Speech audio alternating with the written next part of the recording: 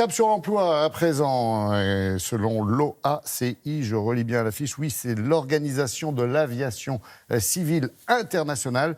Eh bien, la croissance du transport aérien va avoir besoin de former, tenez-vous bien, 620 000 nouveaux pilotes de ligne dans le monde d'ici 18 ans, d'ici 2036. Alors la concurrence fait rage, vous le savez, entre les différentes compagnies aériennes, pour attirer justement ces professionnels qui aujourd'hui ne sont pas assez nombreux, semble-t-il, pour faire face aux besoins. Alors Sophie Pignal nous propose justement de faire le point sur ce métier, comme un avion sans aile.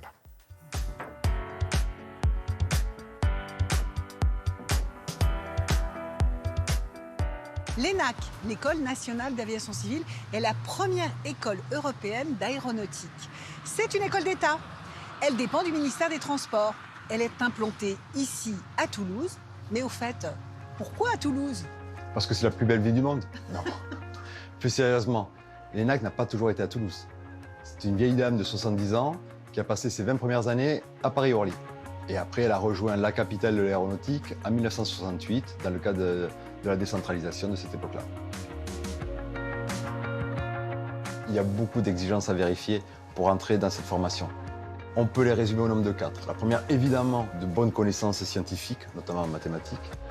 Le son se propage et ce qui fait ce son, c'est une variation de pression. La seconde, c'est la connaissance très fine de la langue anglaise, puisque l'anglais est la langue de l'aérien.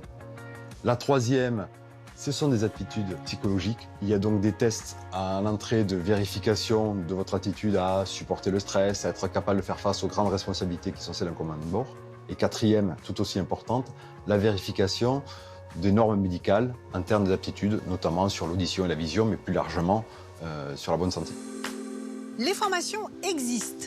Reste que les besoins sont croissants et qu'ils n'ont pas été anticipés. Actuellement, les besoins sont vraiment immenses. On sait que le trafic aérien va doubler dans les 20 prochaines années.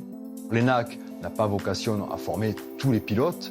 Il y a d'autres écoles de formation au pilotage en France, en Europe, qui sont des écoles payantes. Et puis, il y a beaucoup de programmes de sélection que les compagnies ouvrent assez largement. Air France vient d'ouvrir un programme destiné à recruter 300 pilotes en 3 ans.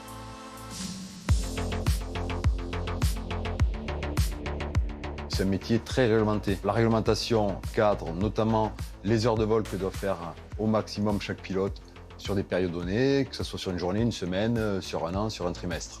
Elle prévoit aussi les temps minimaux de pause entre 2 vols pour avoir des gens en bonne forme pour faire ces vols. Et si une compagnie s'amusait à déroger, elle serait très vite sanctionnée. C'est un métier qui va donner aux jeunes qui vont rentrer dans cette voie-là beaucoup de responsabilités. Je le conseille, c'est un métier qui fait toujours rêver. Alors si l'aventure vous tente, eh bien sachez que les débouchés sont là et pour de nombreuses années encore. Pour en savoir plus sur le métier de pilote, vous avez à votre disposition la documentation de l'ONICEP ou encore celle proposée par Air Emploi, l'espace d'orientation dédié au métier de l'avion.